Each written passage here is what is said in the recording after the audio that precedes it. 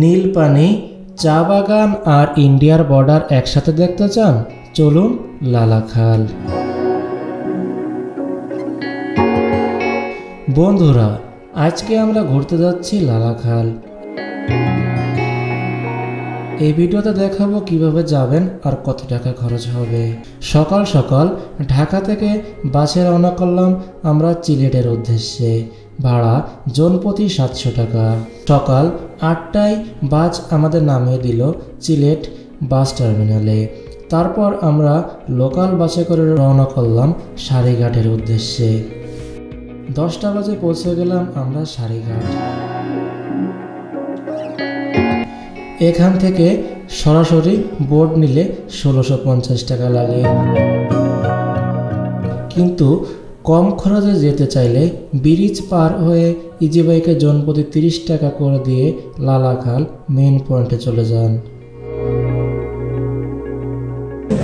Boat পালাম আমরা, দেখা যাক সারতে যাই কি অবস্থা, কি দেখি হয়। জনপ্রতি 100 টাকা।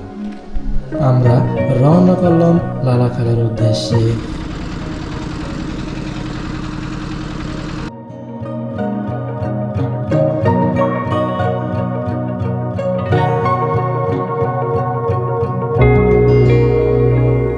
চারিদিকে নীল পানি, পাহাড়, চা বাগান আর চোখ জোড়ানো প্রকৃতি, সত্যিই অসাধারণ।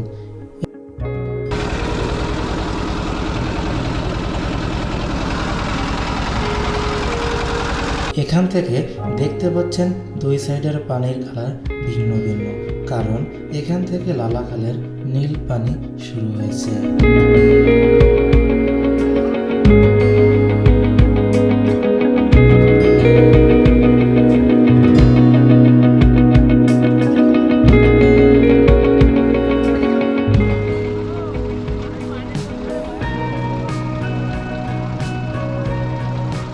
তো বন্ধুরা, লালাখালের এই ট্যুরে আমাদের খরচ হয়েছে টোটাল জনপ্রতি 2000 টাকা।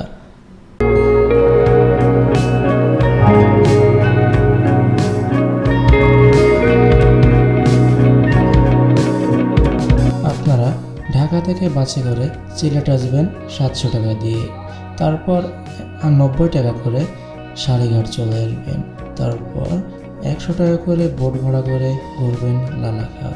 এখান থেকে ইন্ডিয়ার বর্ডারও দেখা যায়। প্রকৃতি ভালোবাসলে লালাখাল অবশ্যই একবার হলেও আসবেন।